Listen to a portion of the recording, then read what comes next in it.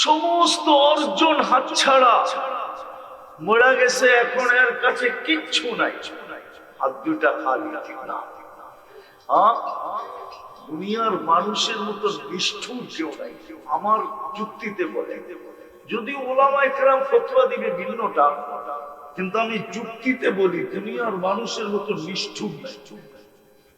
বলবো সমস্ত কিছু মা বাবার রেখা দিল, আর সবচেয়ে সস্তা কাপড় পরায়া কবরে দিল। এই জন্য কোন বাড়িতে মৃত্যু হইলে একজন ফেরেশতা ওই বাড়িতে চিৎকার দিয়ে বলে, চিৎকার, যদিও আমরা শুনি না, ফেরেশতা চিৎকার দিয়া বলে, যদিও সম্বোধন মৃত্যু ব্যক্তিকে করে, কিন্তু বুঝাইতে চায় সবাইকে, যাহাবাতিল আমওয়াল, এই ব্যক্তির সমস্ত সম্পদ হাতছাড়া।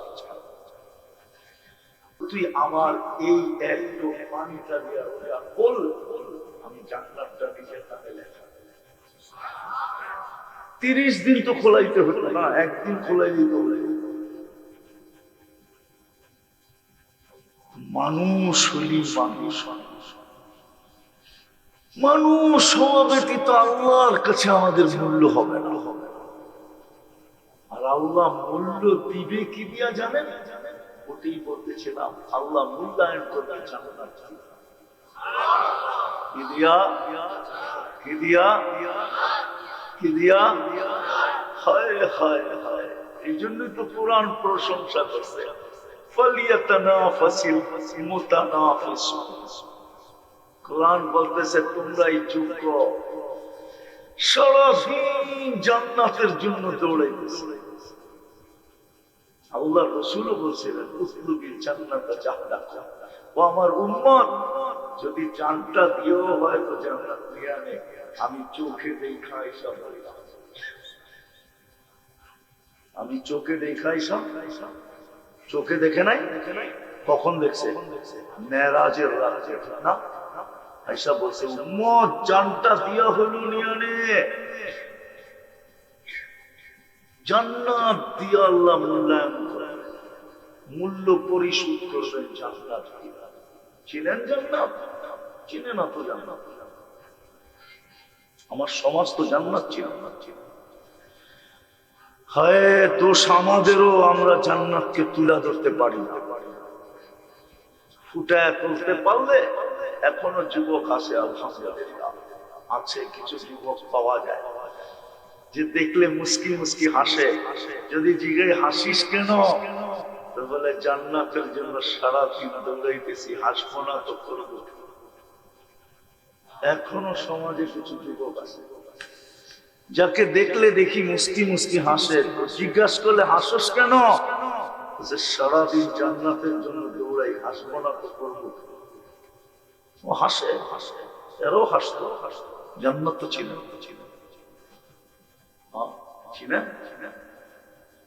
চিনি তো আল্লাহ রাসূল তো চিনাইছে।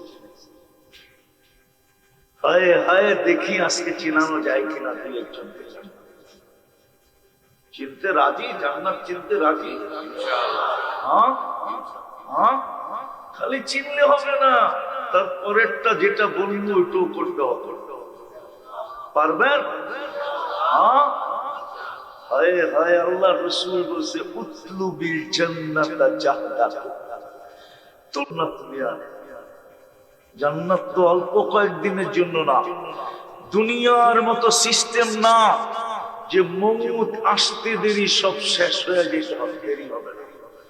এই জন্য কোন বাড়িতে মৃত্যু হইলে একজন ফেরেশতা ওই বাড়িতে চিৎকার দিয়ে বলে, চিৎকার, যদিও আমরা শুনি না, ফেরেশতা চিৎকার দিয়া বলে, যদিও সম্বোধন মৃত্যু ব্যক্তিকে করে, কিন্তু বুঝাইতে চায় সবাইকে, যাহাবাতিল আমওয়াল, এই ব্যক্তির সমস্ত সম্পদ হাতছাড়া,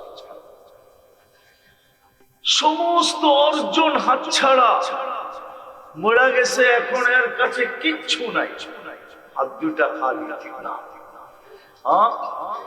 দুনিয়ার মানুষের মতো নিষ্ঠুর কেউ নাই। আমার যুক্তিতে বলে, যদি ওলামায়ে কেরাম ফতোয়া দিবে ভিন্নটা, কিন্তু আমি যুক্তিতে বলি দুনিয়ার মানুষের মতো নিষ্ঠুর নাই। বলবো সমস্ত কিছু মা বাবার রেখা দিল, আর সবচেয়ে সস্তা কাপড় পরায়া কবরে দিল।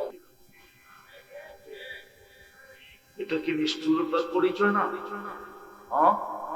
না মনে হয় আপনারা বোঝেন না। আপনারা করবেন হুজুরে কইছে কাপড়ের কাপড় বলে এরকমই হতে হয়। হায় হায়,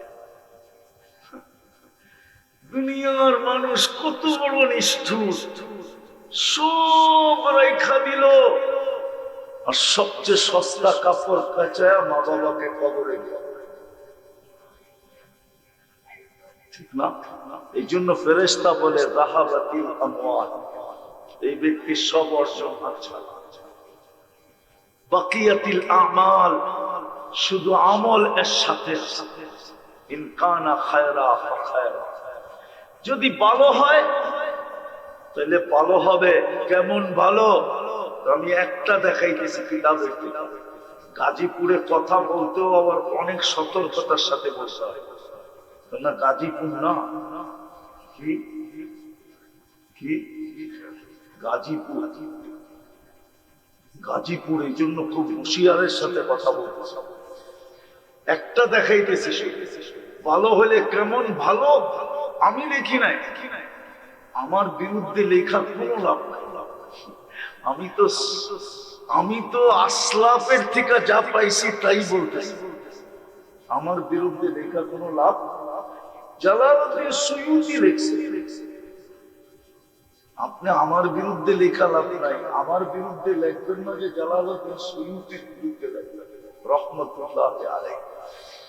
তারপরে আপনার চিন্তা করতে হবে জালালউদ্দিন সুয়ুতি রহমতুল্লাহ আলাইহির নাম নিয়ে সারা দিনে কত কুঠি আলেম ওলামা রহমতুল্লাহ আলাইহি বলে, আর আপনি যে ওনার বিরুদ্ধে লিখবেন, আপনার মরার পরে কয়জন নাম নিয়ে রহমতুল্লাহ আলাইহি পড়বে একটু চিন্তা করুন।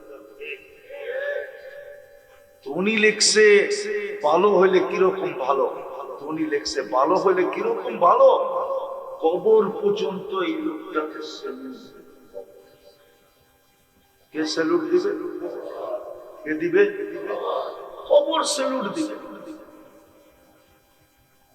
কবর বলবে ইদান উহাব্বিলু লাকা বাতনি খাদরা, তোকে রাখতে দেরি, আমার পেটটা সবুজ শ্যামল হতে দেরি হবে না।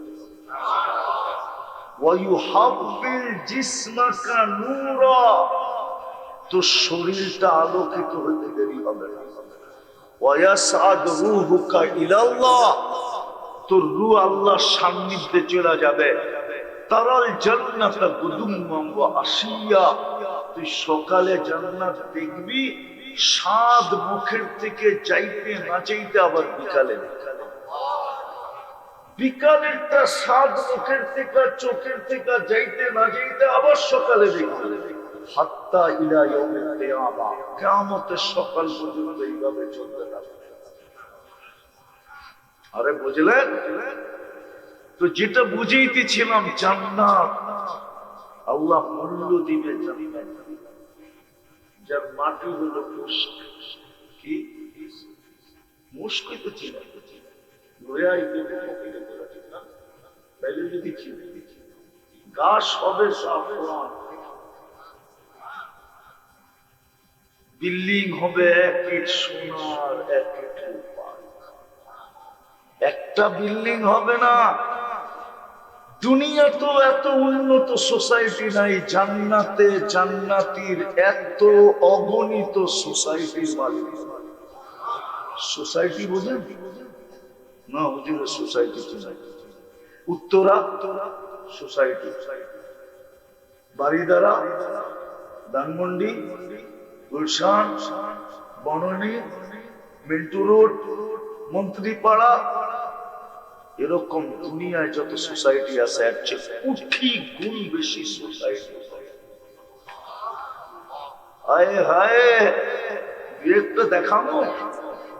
আপনি যদি রাস্তার থেকে একটা কষ্টদায়ক জিনিস ডেলি সরাইতে থাকেন, তো ডেলি আপনার জন্য জান্নাতে একটা সোসাইটি হবে যেই সোসাইটির গেটে লেখা থাকবে এটা কষ্টদায়ক জিনিস রাস্তার থেকে সরানোর বিনিময়ে এই সোসাইটির উপহার। এরকম ক্ষুদ্র থেকে ক্ষুদ্র আমলে প্রত্যেক আমলের আলাদা আলাদা সোসাইটি আছে। নাইলে হাদিসে এই কথা কেন আসলো? কোন ব্যক্তিকে যদি কেউ জিজ্ঞেস করে কেমন আছেন, ও বলে আলহামদুলিল্লাহ, আলা কুল্লি হাল, সর্ব অবস্থায় ভালো আছে। সাথে সাথে জান্নাতে একটা ঘর দেয়। ওই সোসাইটিতে যে সোসাইটির নেম প্লেট লাগানো আছে বাইতুল হক, এরকম কোটি সোসাইটি বানায়। বিল্ডিং গুলো হবে এক এক সোনার, এক এক রূপার। হায় হায়, এক এক তালার দূরত্ব জমিন থেকে আকাশ পর্যন্ত। এরা ভাবতেছে সাদে যেতে ঠিক না?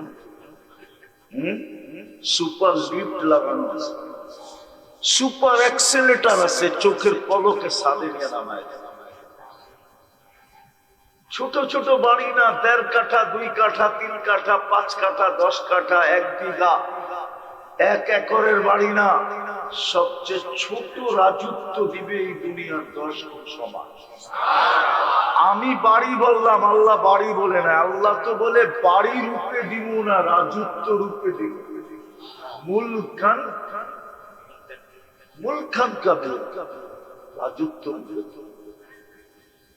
সমস্ত আসবাবপত্র হবে সোনার আর রূপার। আরো ৬টা আছে ধাপ।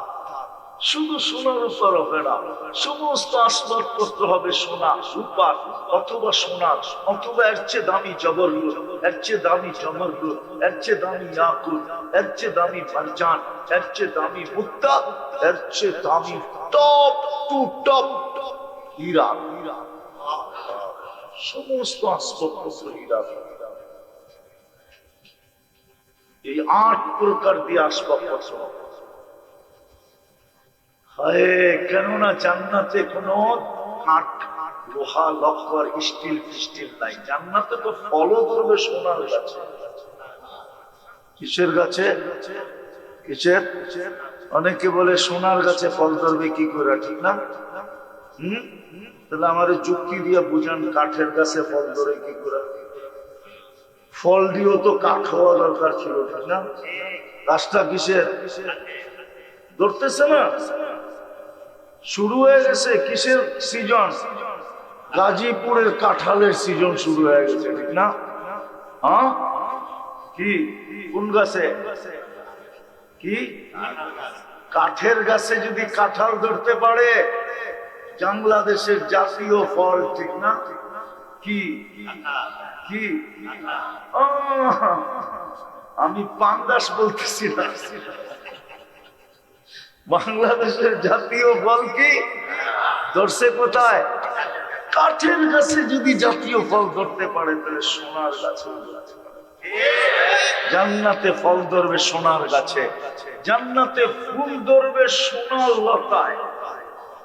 আল্লাহর রাসূল বলছে, একটা পাপড়ি যদি আজকে দুনিয়াতে রেখা দেওয়া হয়, দুনিয়া কুল্লা, সারা দুনিয়া সুগ্রানে মোহিত হবে, আর সারা দুনিয়ার মানুষগুলো সুগ্রানে মাতাও হবে। ওই জান্নাত দিবে বিনিময়ে, মূল্যায়নে ওই জান্নাত দিবে। হায় হায়, এই ৭০ বার কাপড় চেঞ্জ করছে। এই কাপড় নূরের থেকে সুতা, ওটার থেকে কাপড়, শিলাবে আল্লাহ কুদরত দিয়া কোন দর্জি না, ডিজাইন হিসেবে আল্লাহ নিজে কুদরত দিয়া। এই ডিজাইনটা কে করছে?